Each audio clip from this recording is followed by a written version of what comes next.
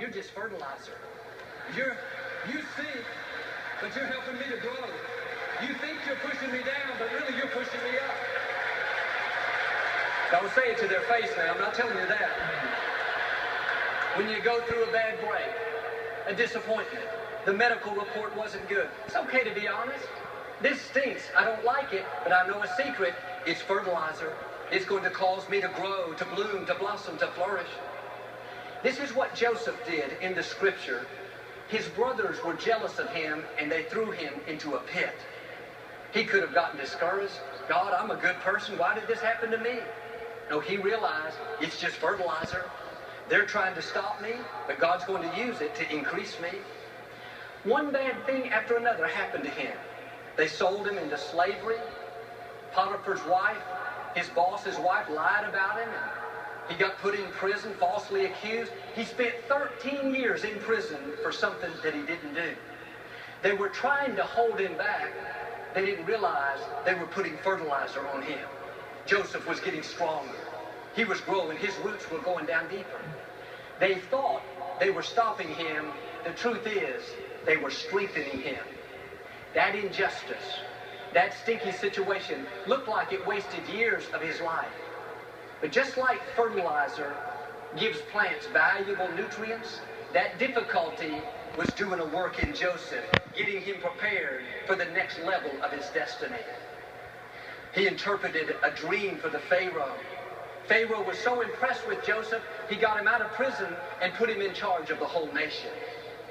If you will stay in faith in the stinky times, the times you don't understand it, you're doing the right thing, but the wrong thing keeps happening, then when it's your time to be promoted, to be vindicated, to bloom, to blossom, all the forces of darkness cannot stop you. People don't have the final say. God has the final say. He will get you to where he wants you to be. Joseph went from the pit to the prison, all the way to the palace. You may kind of feel like you're in a pit tonight. Had some bad breaks, dealing with the sickness, lost a loved one, a dream died. Like Joseph, that pit is not the end of your story. The prison is not your final chapter. Your story ends in the palace. You are destined to live a victorious life. David said, God lifted me out of the pit and put a new song in my heart. You may be in the pit, but you need to get ready. You're about to come out. That sickness is not the end. That depression is not the end. That person that left you, the one that broke your heart, is not the end of your story. If they left you, you didn't need them. If they walked away, they were not a part of your destiny. God has somebody better. Now don't get comfortable in the pit. Don't let self-pity and discouragement steal your passion. You got to get your fire back. Everything God promised you, he still has every intention of bringing it to pass. The palace is in your future. Dreams coming to pass are in your future. Victory, restoration, health, and wholeness. That's what's up in front of you. That's how your story ends. I talked to a gentleman who was very upset because his boss was against him, always trying to make him look bad. This boss was jealous of him, would never give him any credit or recognition. I told him what I'm telling you, it's just fertilizer. It may stink right now, but don't worry, fertilizer stinks. That just means you're about to see new growth.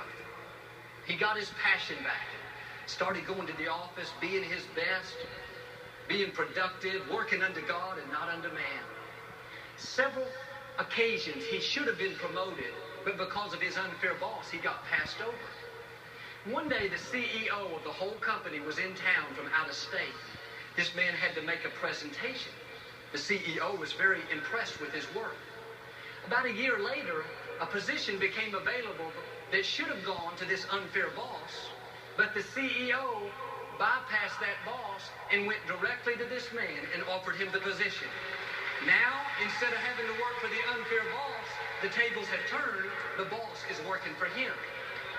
You stay in faith, one touch of God's favor, you'll go from the back to the front, from the employee to the employer, from the pit to the palace.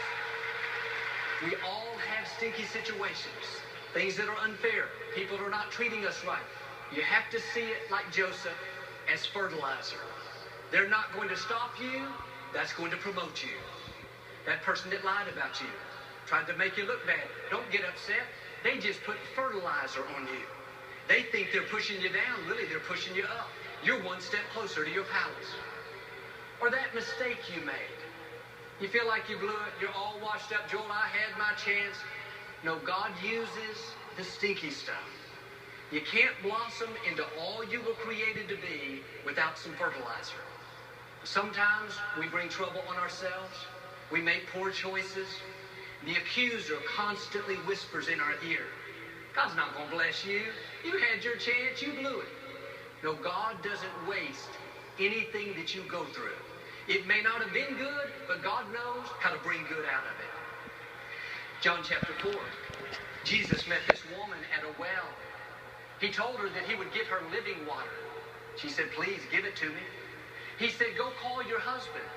She said, I don't have a husband. Jesus said, you're right. You've had 5, and the man you're living with now is not your husband. She was amazed at how this man that she just met knew everything about her. She got kind of spiritual and said, I know one day the Messiah will come. Jesus looked at her and said, I am the Messiah. The first person Jesus ever told he was the Messiah was this woman. A woman that had had a rough past, made mistakes, that had some stinky stuff. She went back and told the whole town, come see this man. He must be the Messiah. God used her as the first evangelist to get the word out. And here's my point. This woman was comfortable around men, married 5 times. If she would have been intimidated, insecure, quiet, reserved, she wouldn't have told many people. But God took what the enemy had used against her, her boldness, her straightforwardness, not only turned it around, but God said in effect, this has gotten you into trouble in the past. I'm going to make the enemy pay. I'm going to use this to advance my kingdom. It had worked against her. Now it was working for her. Friends, God knows how to use what you've been through. He doesn't waste any experiences. You may have made poor choices, but God can take your mess and turn it into your message. I have a friend that grew up for many years in an outlaw motorcycle gang.